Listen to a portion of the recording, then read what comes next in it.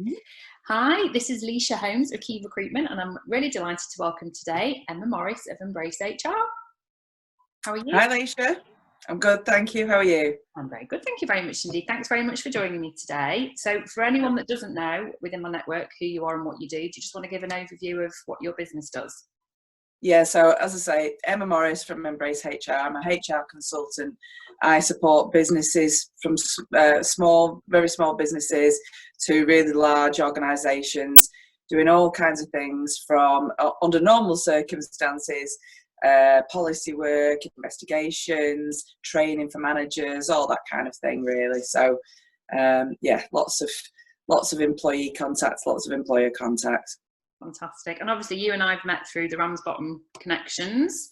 Yeah. You were a wonderful speaker at our Inspire event last year as well. Thank you. So that was an initial introduction to my network. But I think for me, with Key Recruitment, the client base that we've got, I mean, it's very broad across all markets, but a lot of our client base are owner managed businesses that don't actually employ an HR specialist. So when you and I spoke the other day, we thought it'd be really advantageous to give people an overview of what is the hottest topic at the moment, which is obviously furloughing, but also Absolutely. if they do want to get in touch with you about broader HR issues, then all your contact information will be hopefully attached to the video if it works, and if not, it will be just we'll make sure it's both on our profile. So I think we'll keep it very specific to furloughing for now. So for those in my network who are currently seeking a new job, who are currently furloughed, what would your advice be to them as to whether they can actually look for a job, and should they be seeking a new role if it was a like for like, for example? So they're already in recruitment looking for another recruitment job.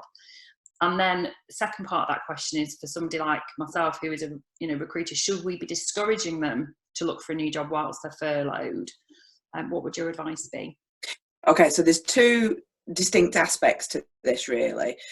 So it depends on whether somebody is looking for a job whilst they're still employed and it's a supplementary job. And what I would say with that is you can be put on furlough by one employer and continue to work or do work for another employer. What I would suggest is that you look at your contract of employment to see whether there are any restrictions within that. So that you're looking for non-compete clauses. You might be looking for clauses around whether there's restrictions about the hours of work. So if there's something in there that says you can't work 9 to 5 whilst you're working for us, that kind of thing. So you are able to do some work providing you're not going to breach any contract. If you're not sure about the contract, then it might be worth having a chat to the employer and saying, look, how would you feel about this?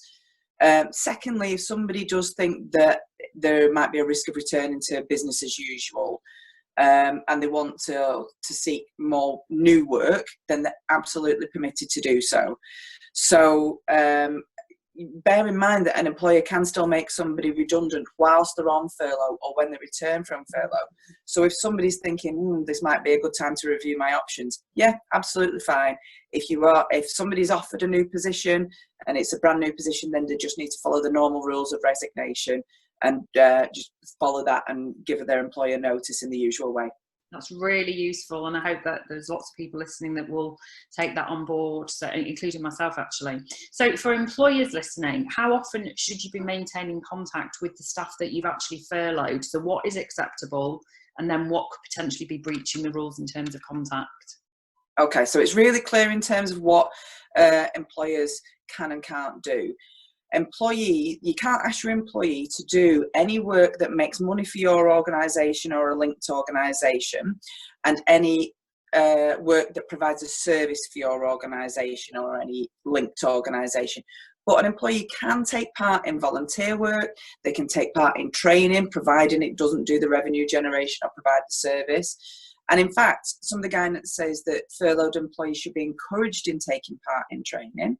So if there is things like that employer wants to offer, providing that they're not sort of putting pressure on the employee to do it, then absolutely fine. They must pay the national minimum wage for any training work that's done. So say somebody does a day's worth of training work, for example, you've got to pay your national minimum wage for that, even if that means then that it's higher than what the normal wage would be.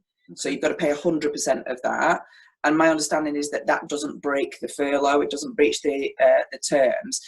The other things, I think, what we're seeing is some people will absolutely relish the time of being furloughed. It gives them more free time to spend with the kids or whatever. But some people might find it really, really difficult. Some people might have heightened anxiety.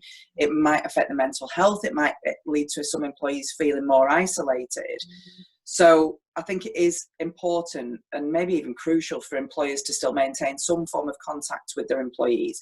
So communicate open with them about what's happening with the business, why this has been done, how it affects the business. Allow them to contact you whilst you're on furlough and provide the means for doing that. Might be via email or you can ring. Encourage them to take up a new project, learn new skills, do volunteer work, that kind of thing. You can even set up team WhatsApp groups or webinars, that kind of thing. Providing it's done from a social basis and it's not used for a meeting, then that's absolutely acceptable and will keep people from feeling isolated. If you're sending out newsletters, that's, make sure you send them to your to your furloughed workers. And if you also look out for people that are struggling, try and spot the signs that are struggling. You might want to refer them if you've got an employee assistance program, or signpost them to help groups, charities, things like that, just to make sure those people that are finding this a really anxious time.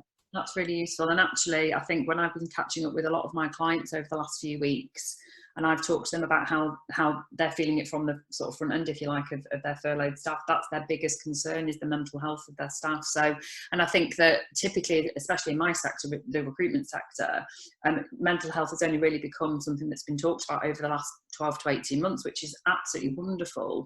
But I still think it's a very embryonic thing to talk about, and most people actually aren't experts in it. And interestingly, the next Zoom interview that I have is with somebody that's going to give some coping strategies around that. But do you have any particular organisations that you can signpost people to after we've had this conversation that you could share the links with?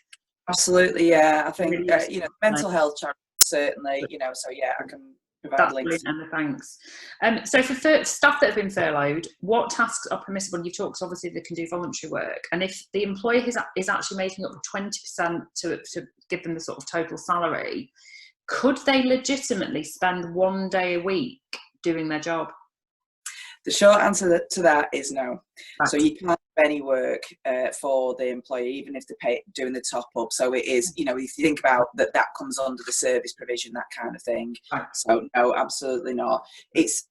I've heard an analogy which I think is great. It's like putting your TV into standby mode, so it's still there and ready to work. Yeah. But it's not actually doing anything, and I think that's how people have got to think about it. That's so simple. What a great! Yeah. I might try and find a picture of that and stick it on the end of this. Yeah, absolutely. That's absolutely ideal. Well, the HMRC have said that they will audit the scheme for up to 5 years afterwards. So don't do anything that risk you having to repay the grant, basically. Yeah, okay. And a final thing from, social media, obviously we're going to be showing this all over social media. Where does that leave a furloughed member of staff in terms of what they're sharing on things like particularly LinkedIn that might relate to their normal job? But let's say, for example, sharing a blog, sharing links to organisations or following webinars. What are they allowed to do on social media? That's such a tricky one, isn't it? And we don't have the definite answer on that. What I would say is, if people are doing something as themselves, then that is okay.